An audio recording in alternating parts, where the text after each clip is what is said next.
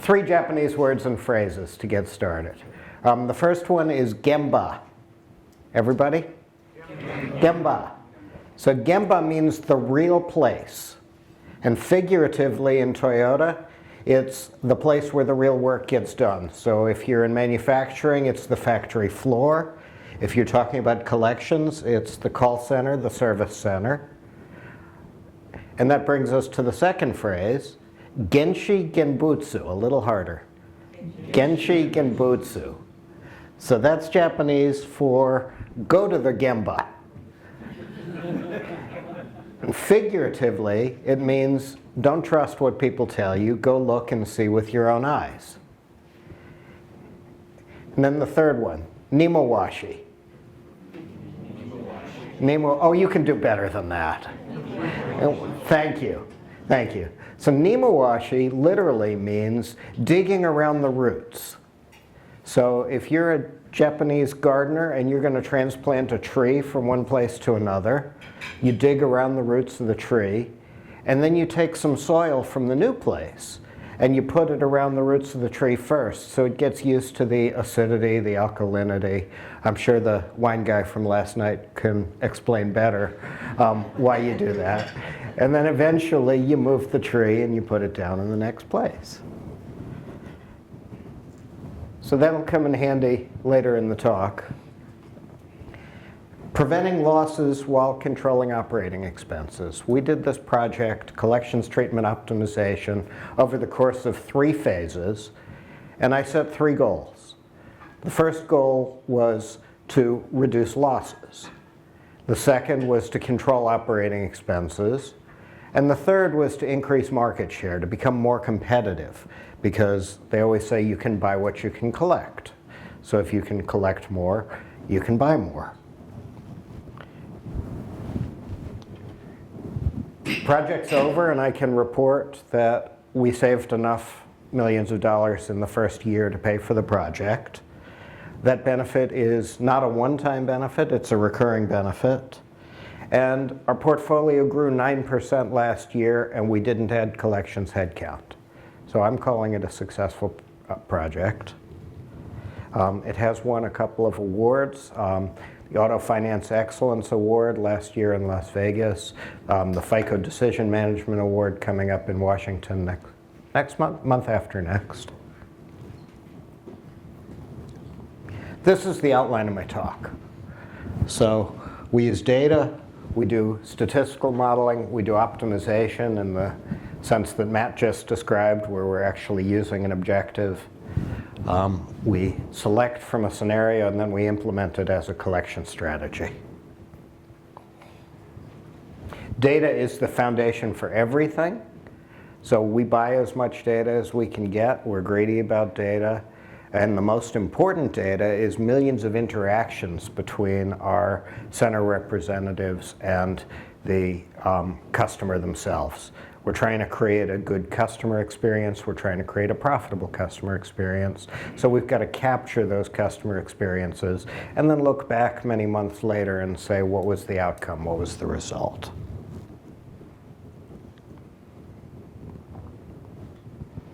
Statistical modeling.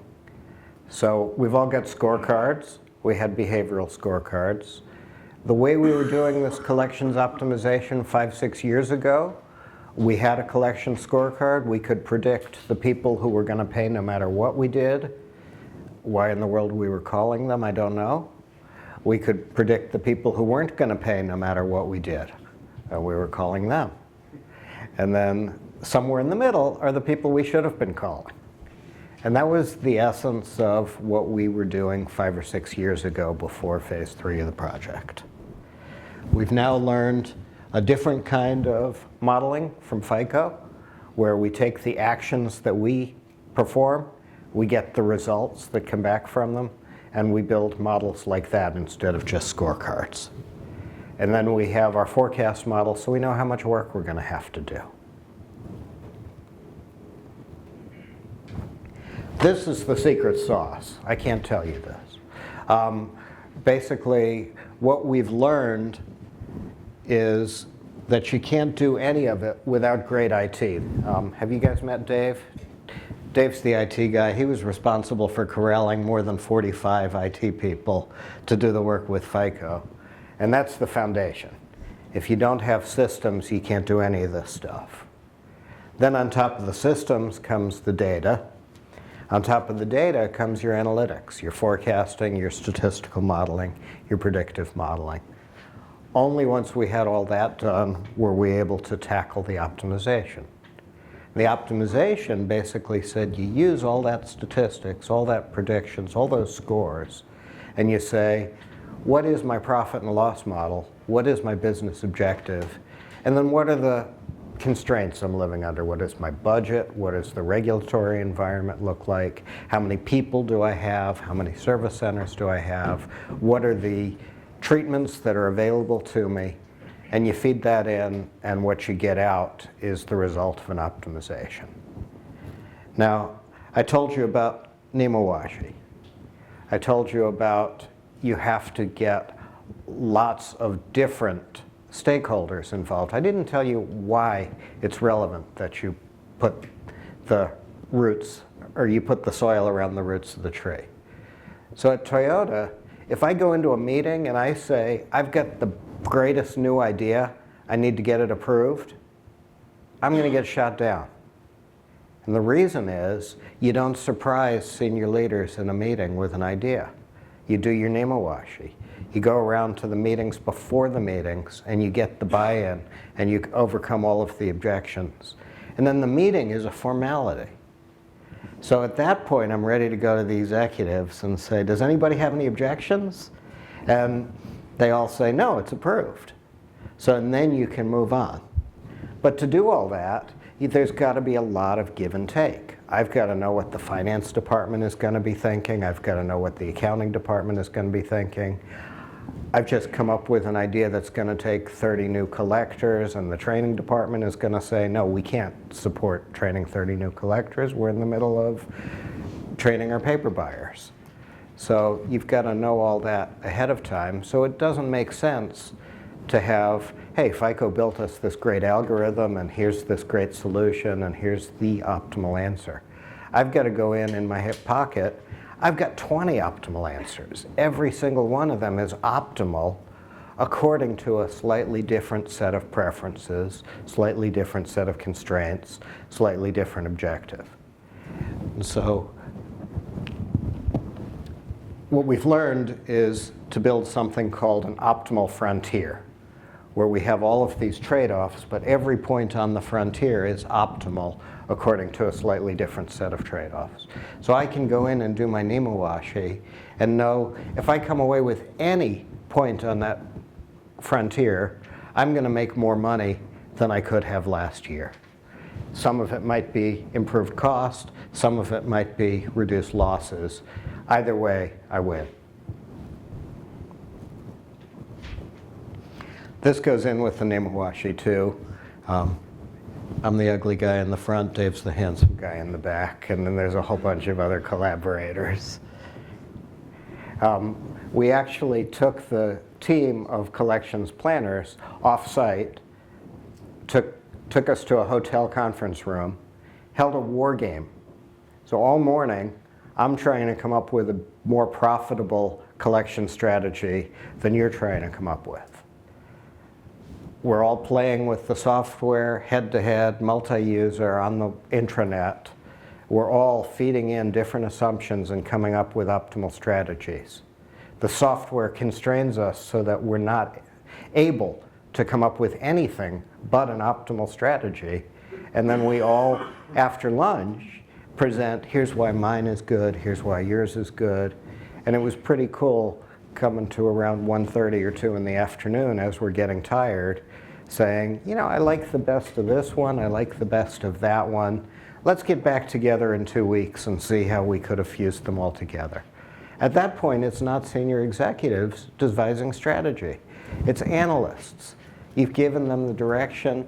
You say, take the best of this idea, the best of this idea, put it together, come back to me in 2 weeks, and we'll choose and we'll make a business decision and we'll move forward. This goes along with the mawashi. A bunch of departments all had to get involved. A bunch of departments all have to give approvals. Finally, what comes out is a strategy. Because we did all of the optimization looking back at millions of customers. Ideally, those won't be the same customers who land in collections a week from now. So we've got to wind up with a strategy that we can implement quickly so that in the middle of the night, when I know which 100,000 customers are going to be in collections tomorrow morning, I can very quickly sort through all of them and say, this guy's going to get a robocall, this guy's going to get a predictive dialer call, this guy's going to get a managed touch, and we can do all that sorting in a matter of minutes.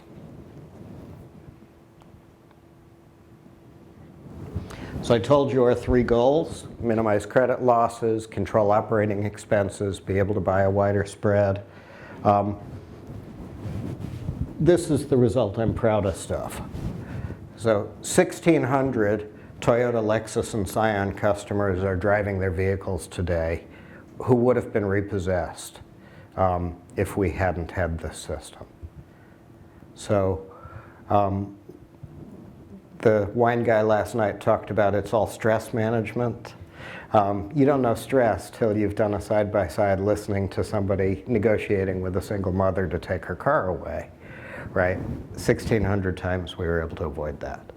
10,000 times we were able to keep somebody from getting a ding on their credit report. So our customers are happier, we're making more money. I told you about the portfolio growth, and we're able to buy a wider spread of business. We'll never be Exeter. You know, we don't know how to do collections your way. But where? I'm looking around. Where are you? Oh, well. You know, we're never going to buy deep, but we're able to buy a wider spread, and we're able to do business with people who we might have had to turn down before. So I'm going to end where we started, some things that you can do. Models are a means to an end. If you look on the pen from FICO, it says FICO decisions. Right? We started the project by saying, what are the decisions we have to make? We didn't say, how do we build better risk models? So it's an action orientation. Data preparation. Sonia, I don't know when you got here, but Sonia can attest to the pain and the years of digging through our data.